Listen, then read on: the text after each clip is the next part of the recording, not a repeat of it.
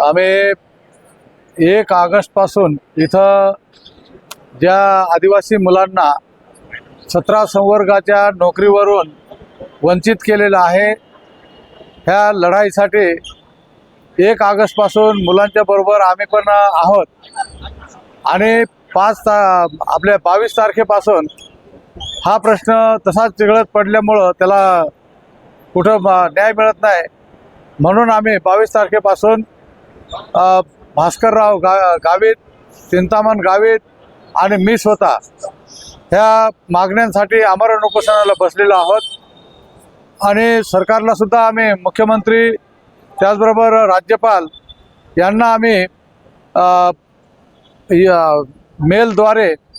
आमचे जे मागण्या आणि आमचे जे प्रश्न आहेत हे आम्ही त्यांना कळवलेले आहेत आणि तरीही अद्यापर्यंत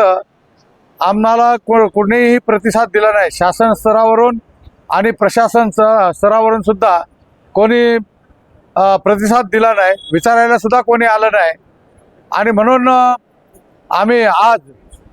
असं जनतेला आवाहन केलं आहे, महाराष्ट्रातील 13 जिल्हे पेसाचे आणि इतर जिल्ह्यांमध्ये असलेला आदिवासी समाज यांना आमचं आवाहन आहे की पेसा कायद्यामध्ये जे आपल्याला अधिकार दिलेले आहेत, बाबासाहेबांच्या घटनेमध्ये शेड्यूल 5 आणि शेड्यूल 6 अनुसूची 5 आणि 6 ह्याच्यामध्ये बाबासाहेबांनी आम्हाला जे आदिवासींना वरती समाजाबरोबर आणण्याच्यासाठी जे अधिकार दिलेले आहेत ते अधिकार आम्हाला मिळाले पाहिजेत। आमच्या बऱ्याचशा नोकऱ्या बिगर आदिवासींनी चोरलेल्या आहेत। ज्या मुलांच्या हातामध्ये नोकरीची ऑर्डर दिली, ह्या सरकारने त्याच्या हातातून ऑर्डर हिसकाटून घेतलेली आहे। बाकीच्या लोकांना मात्र कुठल्याही प्रकारचं त्यांना अट न ठेवता त्यांना ऑर्डर दिलेली आहे आणि म्हणून आदिवासींना वेगळ्या पद्धतीने वागवणं, त्याच्या न्याय हक्कापासून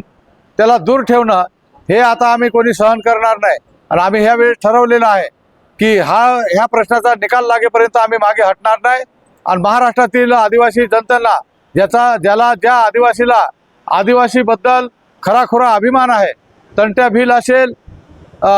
बिरसा मुंडा असतील, राघोजी भांगरे असेल, ज्याची परंपरा आदिवासी आतापर्यंत पाळत आलेला आहे, त्या आदिवासींना आमचं आवाहन आहे की उद्याच्या मोर्चामध्ये, उद्याच्या रॅलीमध्ये ह्या सरकारला आदिवासींची ताकद दाखवण्याची एक संधी मिळते। संबंध महाराष्ट्रातून आदिवासींनी एकवटून ह्या रॅलीमध्ये सहभागी व्हावं, अशा प्रकारची मी संबंध महाराष्ट्राच्या आदिवासींना आवाहन करतोय। आपण कोणीही न चुकता उद्याला 12 वाजता तपोवनमधून पंचवटीमधील तपोवनमधून नाशिकच्या रॅलीला सुरुवात होईल। ती रॅली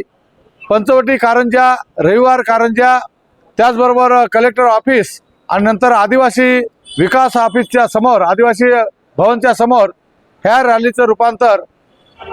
सभेमध्ये होईल आणि तरीही उद्यापर्यंत जर काही म्हणजे सरकारने याच्यावर हालचाल केली नाही तर पुढचं पाऊल आहे ते मुंबई दिल्ली आग्रा रोड हा मुंबई नाक्यावरती कायमस्वरूपी बंद करण्यात येईल। पण त्याचबरोबर संबंध महाराष्ट्रामध्ये रास्ता रोकोचा कार्यक्रम सुरू होऊन जाईल।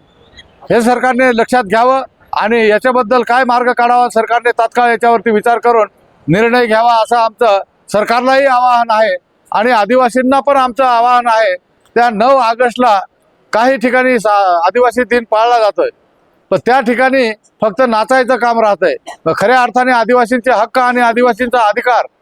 ह्या आजच्या लढ्यामध्ये आहे आणि प्रत्येक जो काही जाणकार आदिवासी आहे, समजदार आदिवासी आहे, आदिवासीबद्दल ज्याची अस्मिता जागृत आहे, त्या आदिवासीने उद्याच्या मोर्चामध्ये, उद्याच्या लढ्यामध्ये तो कुठल्याही पक्षाचा असेल, इथं पक्षभेद न ठेवता ह्या लढ्यामध्ये त्याने उतरावं आणि एकदा आदिवासीची